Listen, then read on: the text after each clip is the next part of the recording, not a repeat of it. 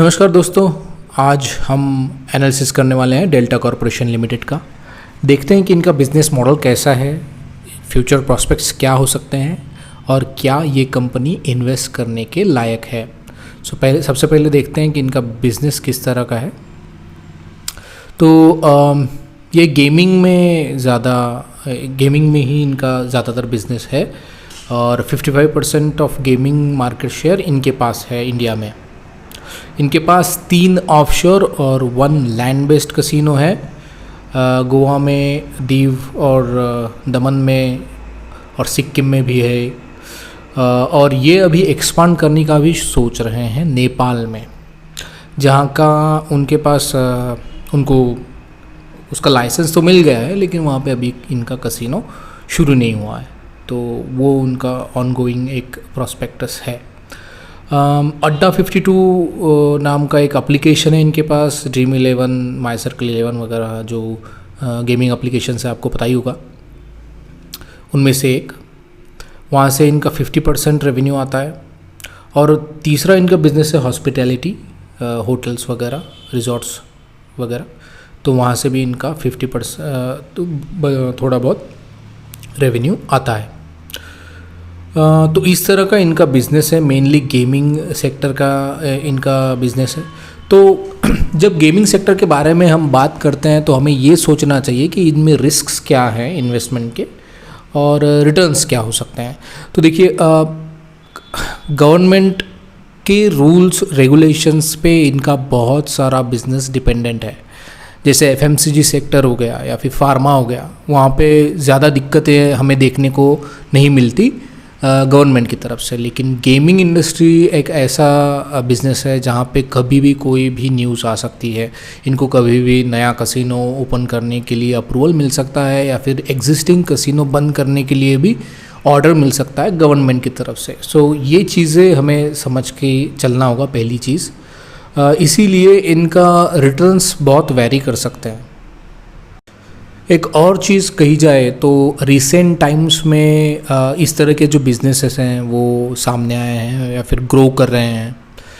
लोग ज़्यादा अभी गेमिंग, कसिनोज, बेटिंग वगैरह की तरफ झुक रहे हैं, तो इनका बिज़नेस जो है वो ग्रो हो सकता है। कसिनोज जो है, आपको पता है कि ज़्यादातर अमीर लोग ही कसिनोज़ में जाते हैं और वो उनके लिए सॉर्ट ऑफ एंटरटेनमेंट होता है, लेकिन डेल्टा कॉरपोरेशन के लिए वो एक रेवेन्यू का सोर्स है, वो पैसे कमाने का ज़रिया है। चलिए आगे बढ़ते हैं। मार्केट कैपिटल है इनका 7,700 करोड़, करंटली 292 पे ट्रेड कर रहा है। 52 वीक हाई है 309 और लो है 138। स्टॉक का पी यहाँ पे दिखा रहा है 1031, लेकिन ये सही नहीं है। हम देखेंगे EPS ही देखेंगे स्टॉक का PE हम यहाँ पे नहीं देखेंगे। बुक वैल्यू है इनका 71.3, तो तकरीबन 4 का प्राइस टू बुक वैल्यू यहाँ पे दिखाई दे रहा है हमें। और देखते हैं प्रोज और कॉन्स पे अगर हम आते हैं तो कंपनी के पास कोई भी डेट नहीं है, ऑलमोस्ट डेट फ्री कंपनी है। शायद उनके पास 50 करोड़ आई गेस का डेट है उनके पास, जो कि बहुत ही निग्लिजिबल है, वो कभी भी पे कर सकते हैं। कॉन्स में देखा जाए तो stock is trading at 4.09 times इस बुक वैल्यू, हमने ऑलरेडी देखा है। प्रमोटर होल्डिंग जो है वो है 33.28%। ओके, सो ये एक चीज़ है जो हम आगे देखेंगे कि और कौन कौन स्टेक होल्डर्स है इसमें। और देखते हैं earnings include other income of 33 crore, that's fine. 33 crore ये कोई ज़्यादा बड़ी अमाउंट नहीं है 7,000 करोड़ की कंपनी के लिए। ओके, ओके देखते हैं सेल्स और रिजल्ट्स किस तरह से हैं। ओके, तो मार्च 2018 में 608 करोड़ का सेल्स था। मार्च 2019 में 798 का हुआ, फिर 773 का, 419 करोड़ का, और फिर अभी लास्ट TTM मतलब लास्ट जो 4 क्वार्टर्स हैं उनमें इन्होंने किस तरह का बिजनेस किया है, तो कोई इम्प्रूवमेंट मुझे यहाँ पे नज़र नहीं आता। Mostly because of Covid wave 2 जो अभी रिसेंटली पिछले 6 महीने में बहुत से बिजनेस में इम्पैक्ट हुए हैं। देखिए, ये कसिनो का बिज़नेस है और उनके पास मोस्टली जो इनका रेवेन्यू है वो गोवा से आता है, और लोग अगर घूमने नहीं जा रहे हैं, ट्रैवल नहीं कर रहे हैं, तो इनका बिजनेस इम्पैक्ट होना लाजमी है। हैविंग बिन सेड दैट, इतना गहरा इफ़ेक्ट नहीं होना चाहिए था बिज़नेस पे, या फिर रिसेंटली जो क्वार्टर था उसमें बहुत से लोग बाहर निकले भी थे, तो पता नहीं इनका क्या इशू था या क्या इशू रहा होगा जिसकी वजह से इनका सेल्स जो है वो कम दिखाई दे रहा है। ठीक है, एक्सपेंसेस देखते हैं। 360, 482, 486, all right. Operating profit margin देखते हैं। 40%, 40%, 37%, 5%, 9%।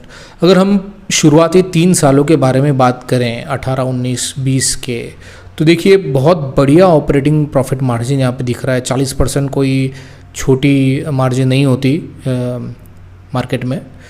कोई भी बिज़नेस जो 22% से ज़्यादा OPM देता है वो मैं कहूँगा कि बेहतरीन है। ये तो उससे भी बढ़िया दे रहा था, 40% के करीब। और जो 5 और 9% तुम्हें दिख रहा है 2021 में और TTM में, वो इनके सेल्स इटसेल्फ बहुत ही कम हुए हैं, इनकी वजह से इनका OPM वहाँ पे डाउन दिख रहा है। इंटरेस्ट कॉस्ट कुछ ज़्यादा नहीं है। EPS अगर देखा जाए तो 5 रुपये, 7 रुपये, 6 रुपये, और रिसेंटली तो EPS नेगेटिव में दिख रहा है। तो ये एक कंसर्निंग चीज़ है, और ये इसका सीधा सीधा कारण यही है कि इनके सेल्स नहीं हुए थे, बिज़नेस ही नहीं हुआ था इनका, इस वजह से ये इम्पैक्टेड है।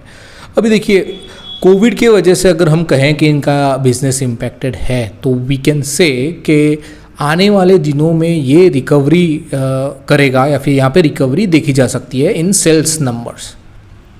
लेकिन वो एक होप है हमारी, वी आर नॉट सर्टन कि वो वैसा होगा ही, क्योंकि मैं TTM अगर देखा जाए तो मैं थोड़ा सा तो भी TTM में सुधार अगर दिखता तो मुझे अच्छा लगता था, लेकिन वहाँ पे फिर भी कंपनी कहीं ना कहीं दबाव में दिख रही है।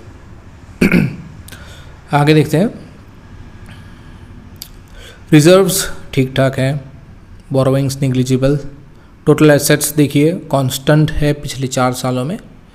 तो ग्रोथ तो यहाँ पे नहीं है, ना टोटल एसेट्स में ग्रोथ दिखी, ना हमें रेवेन्यू में ग्रोथ दिखी, ना सेल्स में ग्रोथ दिखी, ना प्रॉफिट में ग्रोथ दिखी। तो ग्रोथ पिछले 4 सालों में कहीं नज़र ही नहीं आ रही है। हाँ, ग्रोथ की न्यूज़ ज़रूर है, जैसा कि मैंने नेपाल के कसिनो के बारे में बात की थी। आगे देखते हैं। शेयर होल्डिंग पैटर्न देखते हैं। प्रोमोटर्स की जो होल्डिंग है वो कांस्टेंट है, 33%। FIIs जो है वो यहाँ पे दिख रहा है कि धीरे धीरे FIIs इस कंपनी से निकलते जा रहे हैं, DIIs बने हुए हैं। पब्लिक अगर देखी जाए तो 50% से ज़्यादा होल्डिंग पब्लिक की इस कंपनी में है, तो ये एक बहुत बड़ा निगेटिव हो जाता है इस कंपनी के लिए। ठीक है, तो ये रहा हमारा डेल्टा कॉर्प के लिए एनालिसिस, डेल्टा कॉर्प का एनालिसिस। और अगर ओवरऑल बात की जाए तो देखिए, सबसे ज़्यादा नेगेटिव पॉइंट जो मुझे नज़र आए इस एनालिसिस में वो ये थे कि sales are not growing. The second negative point जो था वो था होल्डिंग पैटर्न, जो कि जहाँ पे नज़र आ रहा है कि 50% से ज़्यादा पब्लिक यहाँ पे इस कंपनी में बनी है। वो 2 रेड फ्लैग्स वहाँ पे हो गए। डेट नहीं है कंपनी के लिए तो कोई बात नहीं, अगर उतना ज़्यादा रेवेन्यू भी नहीं आता है तो भी सस्टेन कर सकती है कंपनी, लेकिन हमें सस्टेन करने वाली कंपनी में इन्वेस्ट नहीं करना है, हमें ग्रो करने वाली कंपनी में इन्वेस्ट करना है। देखिए, सीधी बात है, जो कंपनी ग्रो करती है उसका शेयर प्राइस आप देखोगे तो वो बहुत ज़्यादा ग्रो करता है, एक्सपोनेंशियली ग्रो करता है। 200 की चीज़ 400, 450 की हो जाती है, 600 की हो जाती है, 800 की हो जाती है। हमने बहुत सी कंपनियों के शेयर प्राइस में ये चीज़ देखी है।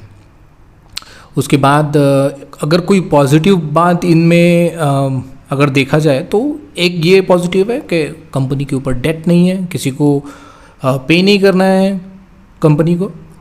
सेकंड पॉजिटिव बात, ऑपरेटिंग प्रॉफिट मार्जिन्स, देखिए पास्ट में ऑपरेटिंग प्रॉफिट मार्जिन्स बहुत बढ़िया थे, 40% से ज़्यादा, मतलब बहुत बढ़िया मैं कहूँगा ऑपरेटिंग प्रॉफिट मार्जिन्स थे।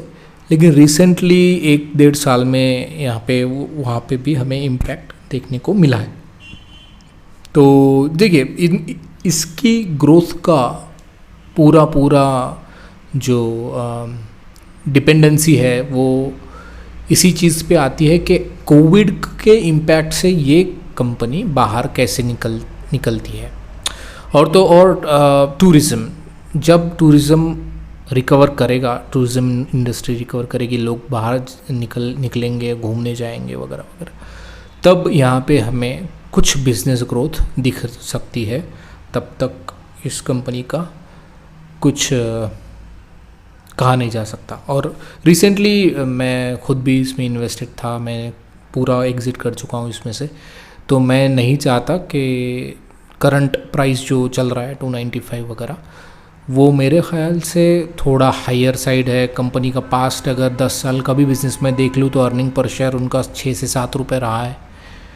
तो कोई अट्रैक्टिव चीज़ मुझे वहाँ पे नहीं दिखती। अगर यही शेयर मुझे 140-50 रुपये पे मिलता तो शायद मैं इसे ख़रीदता, लेकिन इस प्राइस पे मुझे ये लगता है कि ये थोड़ा महंगा है। आपका जो नज़रिया है वो मेरे नज़रिए से अलग हो सकता है।